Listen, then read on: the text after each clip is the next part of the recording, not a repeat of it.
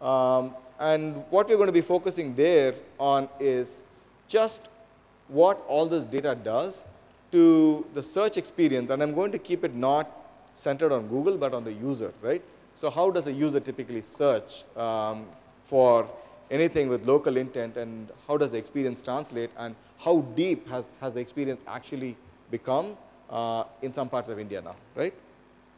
And after that, we will head over to hometown Chennai here, and there the focus will really be on two distinct topics. One is on directions in summary, but the other one is a very interesting one. In fact, I was very pleased to find that some of the members of an organization called Transparent Chennai are here with us. I'm sure they're in the audience somewhere, and I'll try to bring them up here if I can. And I'm going to use the application that they've built, a very novel one, to showcase the Maps API in India. And then the third, we'll be heading over to Bangalore, where the focus will be on mobile, okay? And finally, we'll finish the trip in Delhi, where I will showcase what we are doing in the art project in India, okay? So let's get started with Hyderabad, right? The theme here again is on how users search for entities with business intent, with local business intent, which is a very, very common use case on a map, right? So let's go there. So I'm sure most of you can relate to this experience. You know, your life usually, you know, when you have a commercial intent in mind and you want to do some research on maps, you go in and type a query that is some combination of what you're looking for and what you might have heard, right? So in this case, let's assume that, you know, a young couple has just moved into an apartment, and they're, you know, they want to put up some nice light fixtures, and they probably heard about, you know, Philips, the a very interesting company. They have something called the Light Studio. I mean, it looks like many branded companies are beginning to do this these days. They create a retail experience that's in line with their brand. So they hear about this Philips Light Studios in Hyderabad. So they go put a search query, and some things which we all take for granted these days is you get a map, you see where it is, all that is fine. But down below the map, you begin to see something in there, right? It says see inside, right? Let's see what that actually does. So you go, you click on that link, you get something like this. Now I'm going to show you some magic. Pay attention to what Nilesh shows you, right? This is the experience. It's available today. This is not a demo or anything. You can do this query right now on your laptops. You can get inside the Philips Light Studio, navigate the space, see what they have, what the retail experience looks like when you take the information that you have from the search results and the in-store experience. Now think what this could do to restaurants, right? You can read reviews all you want about what a restaurant is like, but nothing comes close to actually experiencing the ambiance like this. Now, one other input that usually goes into the decision process. So one, you have objective input on what is this place, what are others telling about it, so on and so forth. What products do they have, maybe what is their menu, things like that. Next is what is the in-store or the in-restaurant experience like. The third, of course, is do people whom you trust have anything to say about it, right? So that is where what has happened now is we have now integrated everything into what is called a plus page. And what a plus page is it is, you know, for some of you who are very familiar with these products, it used to be called Google Place Pages before. But the big difference with plus pages is we actually show you reviews and we show you information that friends in your Google Plus circles have actually told you anything about it, right? So you can actually see what people whom you trust have to say about this place. So far more information, all integrated together, available today. This is, like I said, most of this presentation is about what is here today, to open your eyes to the possibilities, right? Now let's head over to Chennai. So when you, Chennai, the focus is going to be on directions and on an API use case, because this is Chennai and that API use case is very, very dear to my heart because it's for a social cause. So let's go there. So let's start with something very basic that you're all familiar with. Maybe many of you even did it. You got directions from Central Station to Chennai Trade Center, right? You get the directions. That's what you have here. That's fine. Now, first thing is you can obviously get transit directions in Chennai, right? When I say put the user first, not the transit agency or Google Maps first, is we don't just tell you these are the buses, right? The directions will actually tell you from Chennai Central, how do you walk to get to the first bus stop or electric train station or MRTC station or whatever, right? And then where do you get off? Where do you change over to another bus? And all this is designed to reduce the time you spend in getting from point A to point B. Now, for those of you who travel a lot, like I do within India, sometimes to places which are, you know, not necessarily very I don't have friends there to call up and give me guidance. Stuff like this comes very, very, very handy, right? I don't know the language sometimes, but I can read the bus number and I can just board in and I know where to get off, things like that. And the next one, of course, which is really interesting, is you can actually get walking directions, right? So this is far more useful than what you would imagine. A lot of people use it actually in India a lot. They like to get walking directions from place A to place B because people like to walk. People like to take the bicycle, things like that far more on average compared to many other parts of the world. One other thing that you can do on Google Maps, which a lot of people are not familiar with, is in addition to getting directions from A to B for functional reasons, sometimes you're doing it for fun reasons. You want to plan a weekend trip, you just got a day off, or your child gets a day off from school or something like that. You can now get an overlay which shows you weather across the state, pictures of places across the state or in any region that you select. So you can see Nilesh actually turning it on right there. So you can see where can I get to in a 3-hour driving distance from Chennai that looks interesting. So you can see all the panorama of photos that have been uploaded. You can look at the weather. If you say it's too hot in Madras, if I drive over to this place, is it going to be hotter or colder? Everything you can decide. And once you make the decision, you can use directions and hotel finding and all that to really help you through the whole planning process. Now, do we have members of the Transparent Chennai team here? Why don't you just come here? This is really showcasing your work. Okay. So we're going to switch gears a little bit. When we talk about Chennai, I'm going to talk to you about one use case of the API that's happening in India. Again, this is a case study about how all this fits together in India. And we have here, your name please? Prabhu. Prabhu and Muthukrishnan. Prabhu and Muthukrishnan are developers working for an amazing non-governmental organization in Chennai called Transparent Chennai. I had the luxury of meeting with their founder, I think Nitya, right? Yes. And what is Transparent Chennai and why are they a very special use case of the API? So Transparent Chennai, I'm going to describe it the way I understand it. Yes. If I'm wrong, just keep me honest. So Transparent Chennai allows the people who live in Chennai, the residents of Chennai, to do a few things which I think are amazing. One is they allow you to create overlays of information on the map of Chennai, which can increase civic awareness. For example, if there is a disease that is spreading somewhere, you can go click a few buttons and it will show you an overlay of all reported cases of flu or disease, something like that, right? You can go and mark out public utilities. You can say, you can see a user has done there in the bottom right there. You can go and report civic problems. Hey, there's a drain overflowing here, so on and so forth. And then this information could be used by Corporation of Madras, Corporation of Chennai, Metropolitan Water Supply Board, whatever, to kind of do their planning better, so on and so forth.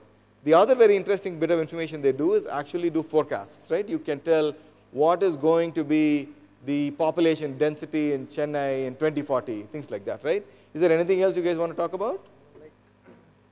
This is a major thing. We also did one more thing, the public sanitation thing, where we surveyed all the public toilets around in Chennai, whichever is a good condition and whichever is not as good. And we got a good recognition from the government. One of our researchers got appointed as a public steering committee for planning for the next 5-year plan for the public Fantastic. sanitation. So currently she is also appointed as She is also appointed as a deputation to implementing those changes in the Chennai city. Fantastic. Look at that. This is a great achievement for us. Look at that. Also, we have included a lot of more layers onto it, which we keep on improving. We keep on adding most of layers into that. Thank you very much. Sorry for bothering you on stage, but yeah, thank you so much. We'll just give this back. Yeah, thank you. So now you understand, right? That brings to life the power of Google Maps API, right? When we built the API, we could have never thought someday there will be something called Transparent Chennai, so on and so forth. And that's precisely why I'm so excited to see all of you. Each of you is going to create an application that matters to you, the people that matter to you, so on and so forth. And for many, it's a commercial intent. For some, it's a personal goal. For some others, it's a social intent, right? So let's now switch gears and go to Bangalore, and I'm going to show you something pretty cool. We'll have time for questions right after this, right? Sure. And mugs too. So in Bangalore, the focus is going to be on mobile, as I told you earlier. So to begin with, you can of course get directions on your mobile, and the cool thing about mobile is it actually shows you where you are on the map, so it helps you get along the way, right? Now, the other aspect about mobile, of course, is given any location, you can search and it shows you where these places that you're searching for are relative to your location, right? That helps a lot too. Now, this is the part that I think is totally awesome. Do we have offline? Okay. How many of you knew that you can carry Google Maps offline in India?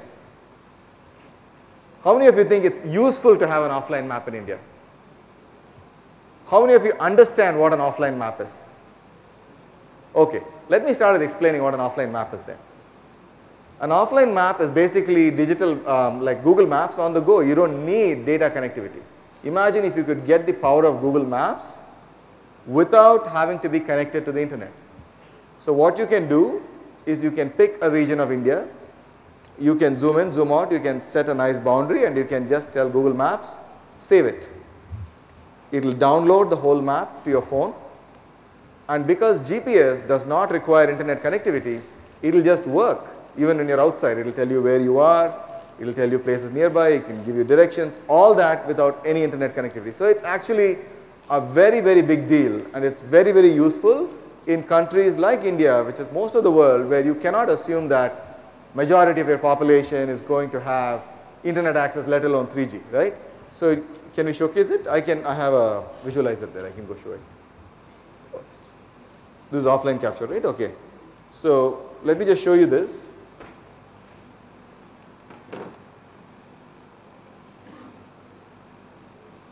So here Nilesh has captured the map of Bangalore, right? So you can see, right, you can, it pretty much looks like, you know, the regular map of Bangalore. You can zoom in and you can, you know, if you know where you are, you can figure out places nearby, so on and so forth. It has been made available only recently. I don't know how many months ago we launched it, probably in the last few months, but it is a big deal. It's one of the things that we are doing to what Sunil was talking about in his talk in the morning. Because the growth potential for emerging markets is immense, we cannot just force fit the solutions that we have to the demographic here. The needs are very different, and the way those needs are satisfied are very, very different. So we'll now quickly go back to Delhi now and walk you through what the art project looks like in Delhi. So this is the National Gallery of Modern Art. Can you go to the Street View icon there? You just show them how you can navigate the space. So look at that. You have a floor plan of the museum on the one hand, and on the other side you can actually navigate the museum, right? So you can go in, go out, you can pick any exhibit you like. Can you just pick any exhibit there and just zoom in? Right? So this is available. All this is available in India now, and the coverage will only increase. We are working with the government to get access to more museums that they are comfortable covering, so on and so forth. Likewise, the business photos, what I showed you for the Philips showroom in Hyderabad, is available for businesses to take advantage of today. And so the experience is just getting better and better over time, right? So all this is well and good. But like I pointed out, I'm kind of perhaps an OCD person. I really get very uncomfortable if I see something that's not perfect. That's my weakness. But unfortunately, I happen to be part of the maps team, right? So for me, no matter what version of a map you tell me, doesn't have to be a Google map, doesn't have to even be an online map, it can be a paper map. I can spend hours staring at it, and I always look at it and say this map is always incomplete, okay? So the real key to making Google Maps reflect the most recent changes on your road, near your house, near your school is quite simply you, right? We can do all this. We can have fancy databases and have low latency servers, this and that, right? But if we really want to have a version of the map that reflects your life, your neighborhoods, we have to make our products work such that not only from a consumption perspective, but from a contribution perspective as well, all of you can be just as engaged. So I'll walk you through some products we have there. One is for those of you who think, oh, something is wrong, you can do something very simple. You can just go to Google Maps, wherever you see a mistake, just report the issue. right? We will try to get to it as soon as we can. And always remember that invariably when there's a problem, especially if it's a popular place, you are probably not the only person complaining. And human tendency as it is, no two people describe the same problem the exact same way. But nevertheless, we have processes to kind of weed through all this and make the change. So I'll give you a very interesting situation.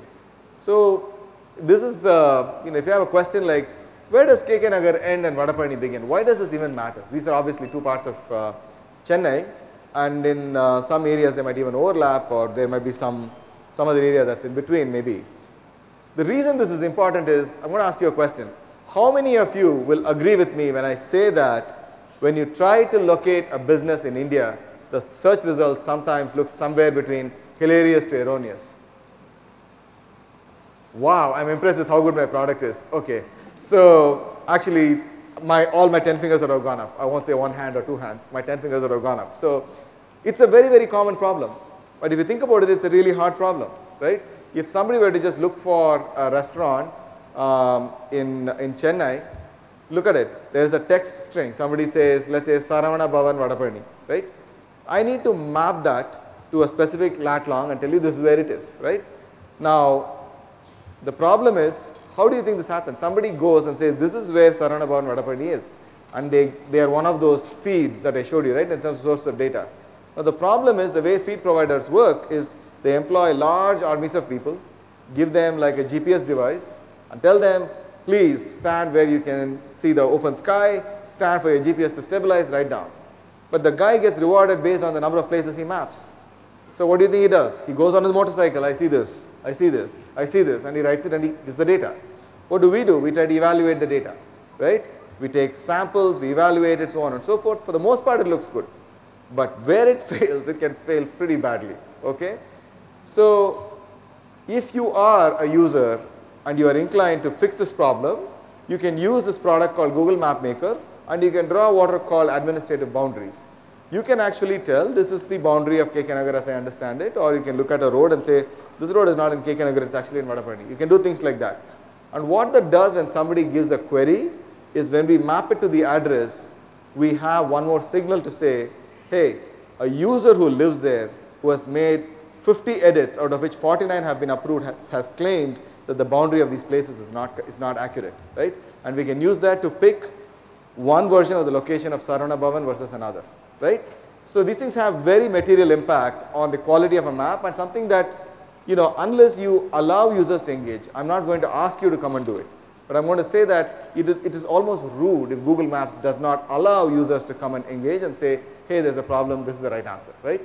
So I'm pointing this out because this is a very relatable problem to a lot of us in India, where you see points of interest don't get mapped very accurately because our ability to weed out wrong addresses is entirely dependent on this particular piece of data, which you can enter on MapMaker. Again, there's a separate session on the Maps API, and there's a MapMaker booth out there. So any of you who's interested, just stop by, we'll explain to you how you can do it. What else can users do? Chennai, at least a few years ago, and I think it's still in that phase, where flyovers are just getting opened everywhere, right?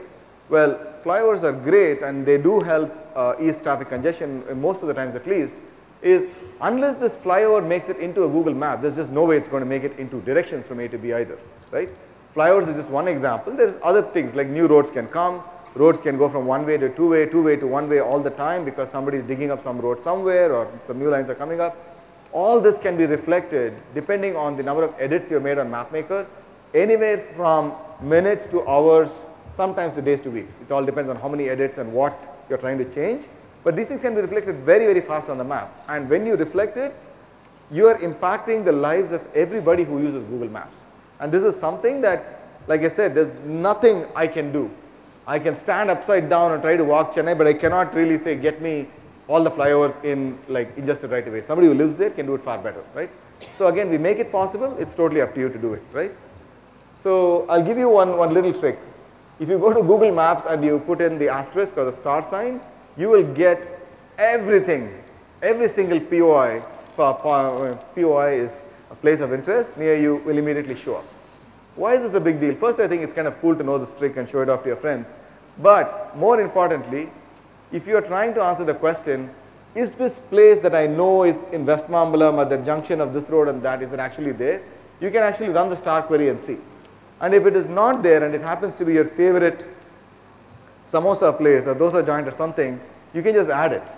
It's as simple as that. Think of maps more or less as a hopefully well managed wiki and MapMaker is just your editor into that wiki, right? That's all it is. And once you go to that coffee shop that was missing and you add it in there, we make it easy for you to give reviews, right? And you can, we have a scale, you can go and put it in there, and as soon as you do it, it immediately shows up on your plus page, and it's available for others who look at the plus page as well. So that pretty much wraps up my presentation. So I've walked you through some experiences, given you a level of understanding as to how Google Maps comes together, and then showed you how you can extend Google Maps, given you a case study of how this fits together in the context of India, acknowledged that improving the maps of India or making sure that maps anywhere in the world are kept up to date as a goal for Google is valid if and only if we encourage, make it possible, involve users to come and do it. Doing it is of course entirely up to you, but not enabling it is just irresponsible on our part. And I've given you different ways in which we have tried to enable it. A lot of these products will continue to evolve, continue to improve, MapMaker being no exception. So here are some links for you, for going from the commercially oriented to the developers. If you want to understand how you can help your clients sign up for Google Business Photos, there's the link. To edit with MapMaker, which is a kind of a consumer facing product, that's the link there, www.google.com/mapmaker. And of course, how to build mashups with Google Maps API. There's an entire session and track 3 dedicated to the third topic. We have a booth out there for those of you interested in Google MapMaker. And for those of you interested in Google Business Photos, I suggest you follow up with Sunil or others from the broader Google team. We'll be able to direct you to the right folks. So with that, Nilesh and I are done. Thank you, Nilesh. And thank you very much to the folks from Transparent Chennai. If there are any questions relating to Google Maps or MapMaker, I'm happy to take them. Go ahead.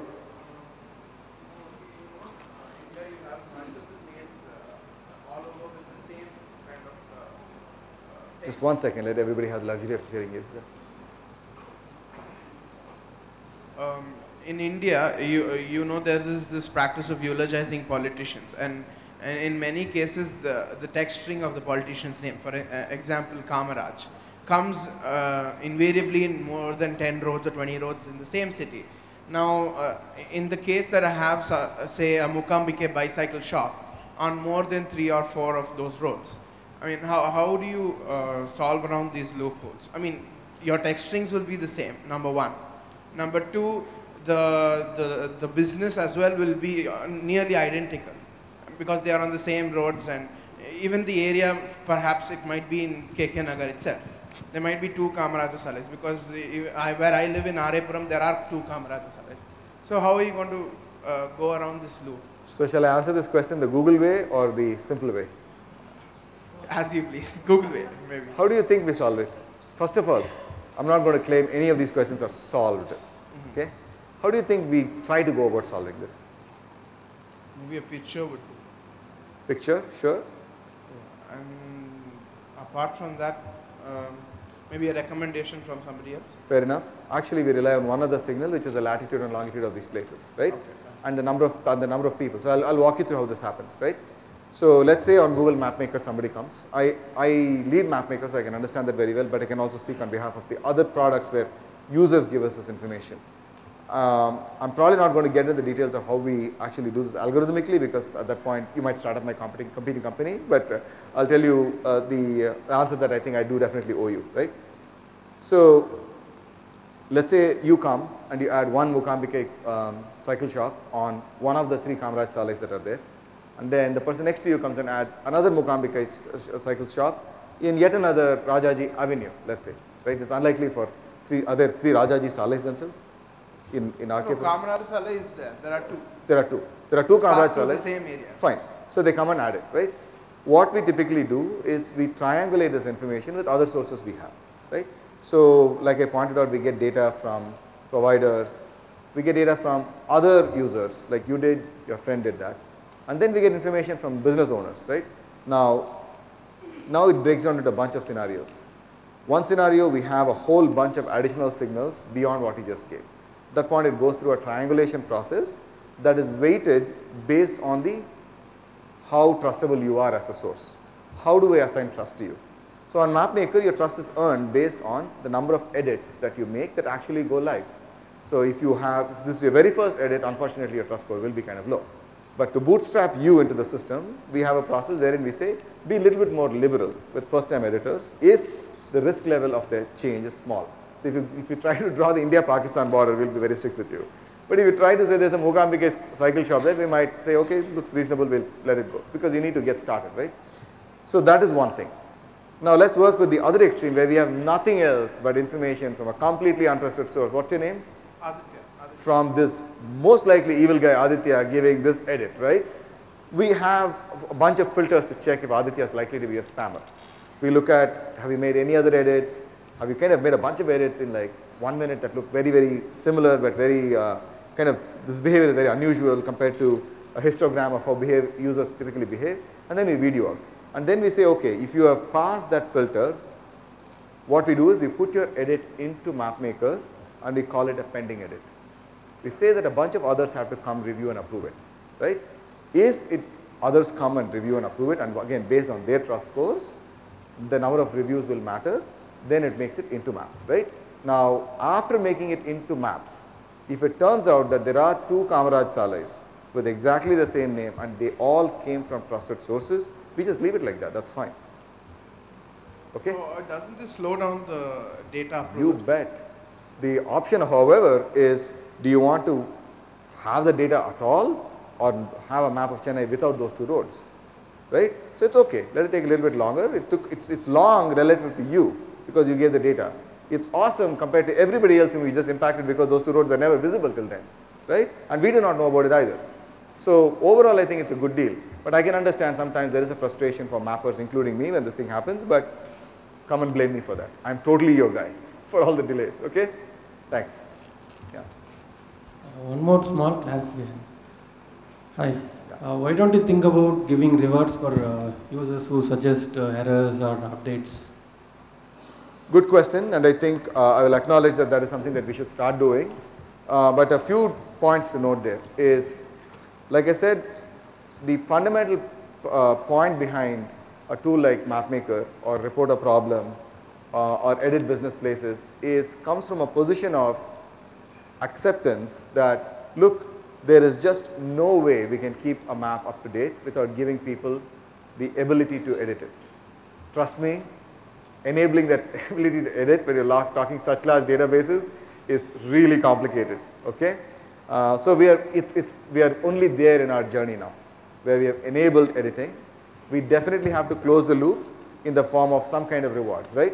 Now, having said that, the type of reward does matter. What I mean by that is, you just saw Transparent Chennai. Bunch of people are doing it out of nothing more than interest in their city. Look at the map of Romania on Google Maps. Every single entity of the entire country was done by users there. 100% interest in their own country, locality, altruism, call it what you want. Look at the map of Afghanistan, Pakistan, all done by people with nothing but just altruism and interest in their regions, right?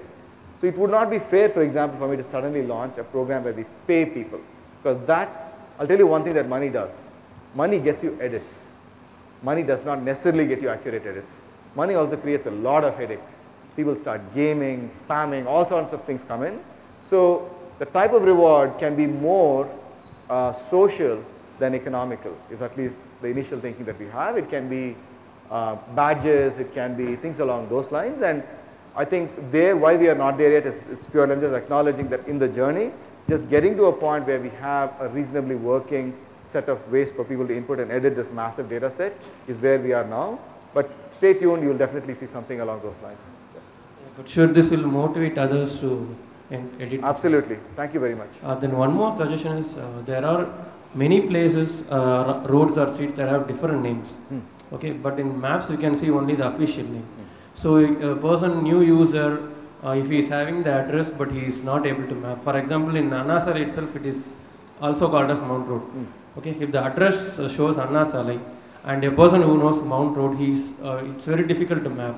This is a easy scenario, but some complicated scenarios. Oh, definitely. I can definitely tell you. My Google office in Bangalore is located on a road called Old Madras Road. One stretch of it is called Swami Vivekananda Road. One stretch of road is not called Old Madras Road. It is some NH something or the other. So this road has 3 different names, and depending on where you live, you refer to the same road by different names. Common scenario. On MapMaker, I'm sorry, we do allow you to give multiple names with different levels of priority. Have you seen that? So you can say this is the official name, this is the obscure name, so on and so forth for places, and this is used for rendering. Now when you render it on maps, this is the problem. If we said we are going to show all possible names for this road, that would not be right either. Just imagine that road width is like this much. If I show you 3 names there, I will drive a lot more people crazy now, right? So the real answer is, depending on your zoom level and what is there on your maps, I should adapt the name. The great thing is I just gave you that there is logic possible. If there is logic possible, the only reason it's not done, it's a matter of priority. We have not yet gotten to that. We need to get to it. So that would be I think, the ultimate solution for a problem like this. Leverage the user's context in the map to really reflect it, right? Based on how the road is known, or even a landmark is known, things like that. Yeah. At least in a mouse over, Thank can you. be displayed, so that will be helpful. Easy to tell, kind of complicated to do when you look at the number of people who may not like it. Right? I'm just looking at a million people like you who are not asking questions, who probably say, but don't do it. Right? So that's the trade-off, really. Thank you. Yeah.